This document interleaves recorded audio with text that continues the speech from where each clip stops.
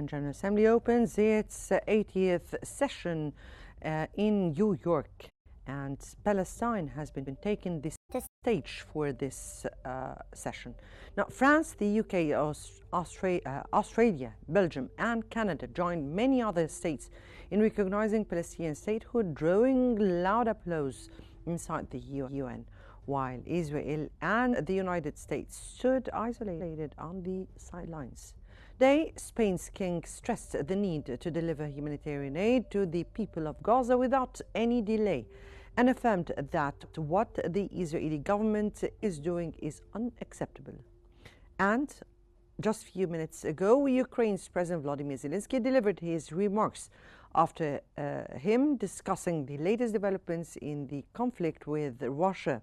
At the same time, Donald Trump, the US President, addressed the UN General Assembly or the UN General Debate for the first time since his return to office, where he said negotiations have to resume to end the war on Gaza, and criticized Washington's allies to recognize the Palestinian state, saying the move rewards Hamas.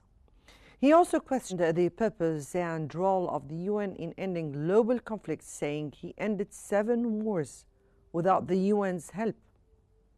Welcome to this special coverage where we tackle all the developments up to this minute.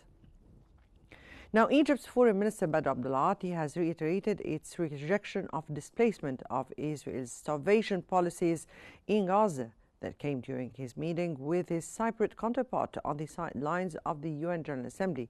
Both ministers discussed regional issues, notably Palestine. Abdulati praised the historic partnership, stressing Egypt's eagerness to deepen coordination, especially as Cyprus prepares to assume the EU presidency in 2026. He called for stronger economic trade and energy cooperation, including linking Cypriot gas fields to Egypt, and highlighted the importance of Egyptian labor in Cyprus.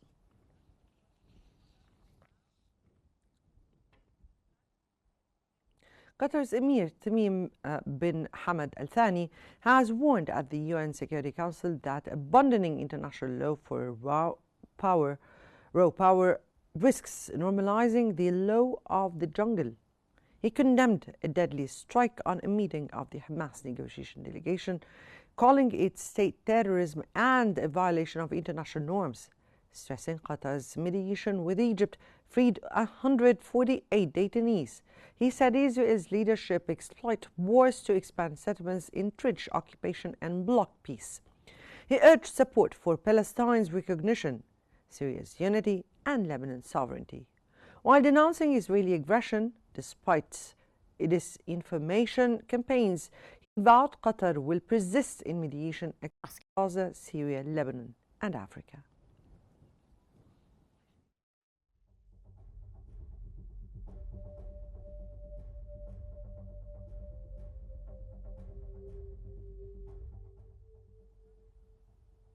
His final address to the United Nations General Assembly, Japan's outgoing Prime Minister Shigeru Ishiba called for the recognition of the state of Palestine, describing it as a matter of timing rather than possibility. Ishiba condemned Israel's unilateral actions, saying they threaten the path to a two-state solution. He warned that if such actions continue, Japan may adopt a new stance in response. His remarks signal Japan's growing concern over the escalating tensions in the Middle East as he prepares to step down after the upcoming Liberal Democratic Party leadership race on October the 4th.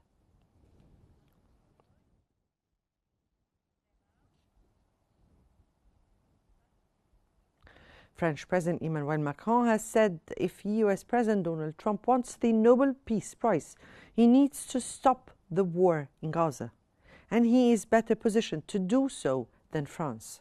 Macron said only Trump has the power to put pressure on Israel to end the war in Gaza, commenting on President Trump's speech at the UN General Assembly. Macron said he sees an American leader who is actively engaged, highlighting Trump's emphasis on resolving multiple global conflicts and his apparent desire for a Nobel Peace Prize. Macron added that achieving such recognition would only be possible if the current conflict in Gaza is brought to an end. The day after in Gaza to stabilize the land.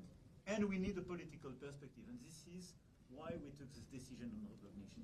But after almost 2 years of war, what is the result?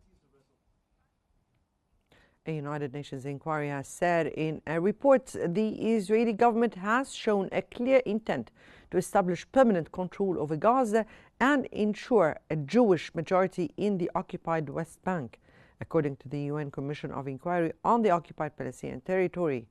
Israeli forces have carried out widespread destruction of civilian infrastructure, expanded military buffer zones, and altered Gaza's geography, resulting in Israeli control over 75% of the Strip by July 2025.